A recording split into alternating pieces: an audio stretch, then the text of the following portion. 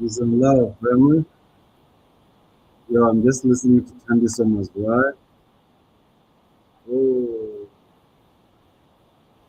this is what she did on Tiny Desk, you know? Oh, Tandy Summers, right? One love. Hey, shout out to Tandy Summers, right, for this incredible experience, you know? Oh, mm, yeah. Well, I hope you can hear it. Otherwise, I look like an idiot. Yeah, with the family. Oh, mm, mm, mm. It's strong, you know?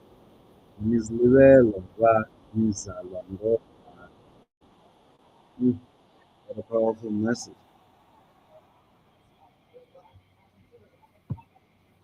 You know, Utandiswa says in a song, Nizilibele ba ngizalwa ngoba, you know, you've forgotten who's given birth to you. And then she says, Nizilibele ba ngizalwa ngomaqhawe. You've been given birth to by heroes, warriors, you know? And yeah, this is what is on my mind right now, you know?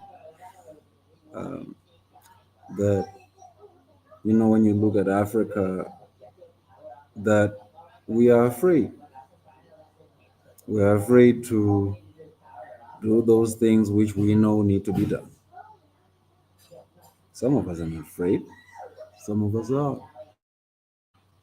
Yeah, and I think that song, you know, speaks volumes in terms of what needs to happen. So yeah, peace and love, family. In my previous video, I alluded to the need for the African youth to stand up and take leadership in all African countries, all African regions. Uh, and I said this because, you know, I I look at the current crop of leadership we have in Africa, and I'm like, yeah, that's not gonna work. You know, I mean, I made an example of Paul Biya. You know, Paul Biya has been president of Cameroon for since 1982, years and years. Um, you know, the African Union has been around for about 60 years.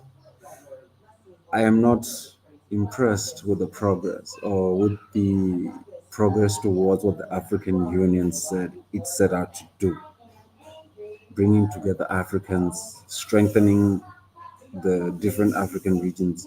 It hasn't happened. We are as weak as ever. Um, then you look at China, for example. I think in about 46 years, they have taken 770 people, 770 million people out of poverty. China. In about 46 years. The African Union, 60 years. What can we say of the African Union in 60 years?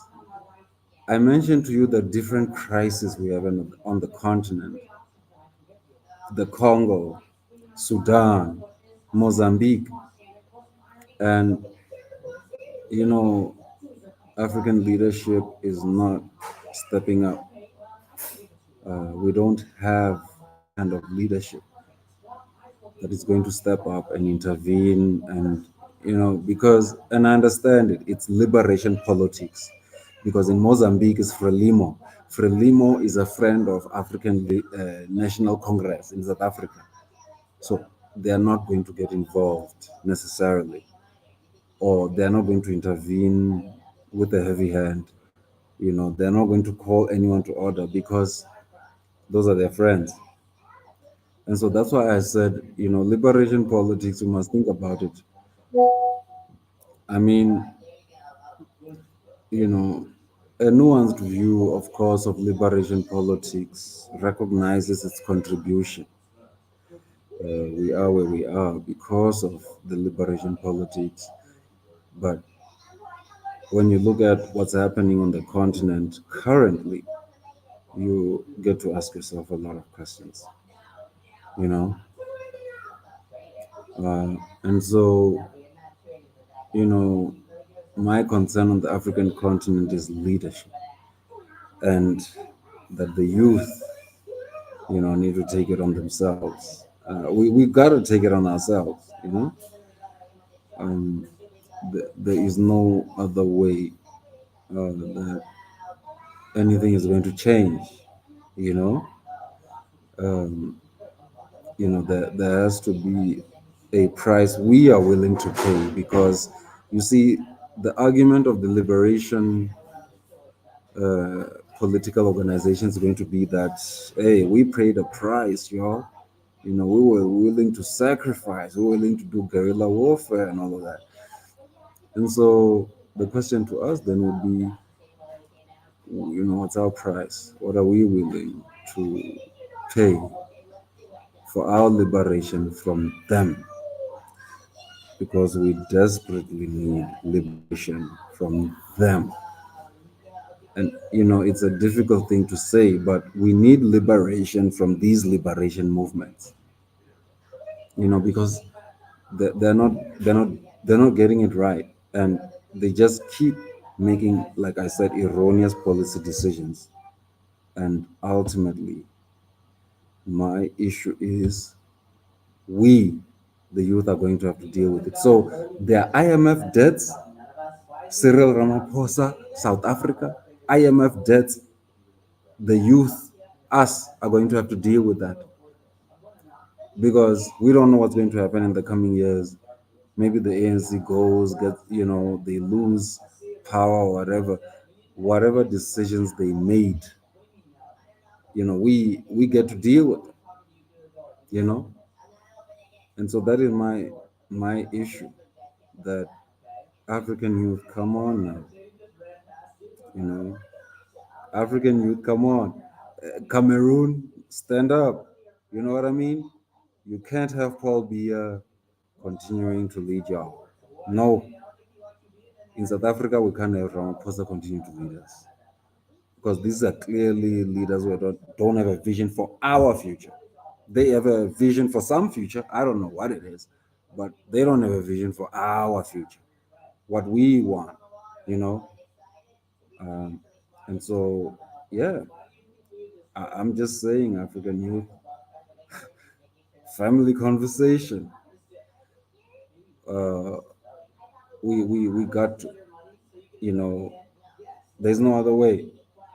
You can tell me what other way there is, but I'm looking and I'm seeing democracy, for example, the electoral system, and how these politicians play around with it, how they use the courts and the judges to play around with election results so that it benefits them ultimately. I mean, the ANC lost this last election, for example. They lost, and yet they're still in government, but they lost. You understand? And so we gotta get to that point where we understand, you know. Let me say also, Floyd Nico Shivambu. Oh my gosh. I did a short about him. But my thing is, hey, since Floyd left the EFF, I have heard him say some wild, outrageous things. The first wild, outrageous thing I heard him say was, he and Julius are not brothers. See, now that right there, you know what I mean? Look, you can disagree with someone, you can have an argument, but don't try to paint things as though, as what they're not. You know what I mean? Because all of us observing Floyd and Julia's relationship, we would have imagined, yeah, these look like brothers. You know what I mean? And if you could say brothers in a course or whatever, but there was a brotherhood relationship there. Floyd then comes out when he leaves EFF. Oh no, there's no brotherhood. And you see, like the position Floyd has taken is going to make it difficult for the MK to sell this story of unity of the Black Progressive Caucus. You see, you're not gonna preach unity with Floyd there attacking the EFF low key. Recently, I showed you he says he started the EFF, but then after he leaves, he says, "No, we're not brothers." You know what I mean? He keeps showing, you know, throwing these jabs at the EFF, and I don't know how that message of unity is going to work with that. You know what I mean? And it's it's difficult to blame the EFF for their response to that. I mean, if you're going to talk unity, and all of that, it has to be aligned. It has to make sense. So now I look at the MK, I'm looking at Floyd. Okay, we want to unite the black forces and all of that. But then I listen to Floyd. Floyd keeps throwing these jabs, man. The other time he said no, he was more than happy to leave a 10-year-old organization for the MK. What is that? You know what I mean? How are we going to get the unity that way? I'm just saying, I'm not attacking MK, I'm not attacking EFF. I am just as an observer, as someone, as an African who is looking for that unity so that we can band together and win, because I'm a Pan Africanist. And so, Floyd, I don't know, man. My brother King said so has spoken about this, and his view was that, look, someone at the MK needs to talk to Floyd. And I agree. I agree. Someone has to talk to, get your boy. You know what I mean? Grab the mic from your boy. Because that unity idea is not going to work in this way. You know what I mean? It's not going to make sense. And so, I personally, I don't blame the EFF for their response and the aggressive response. But then also, Wonginkosi Kanyile, right? I think I got the name right. From MK comes out in a podcast and says the MK youth branch targeted the EFF and identified the EFF as an opponent. Ah, so if you're going to talk about unity of progressive forces or whatever, guys, you all need to make up your mind because it's not making sense. But anyway, African family, like I said, family dialogue. This time around, I just had these thoughts that I thought we should share.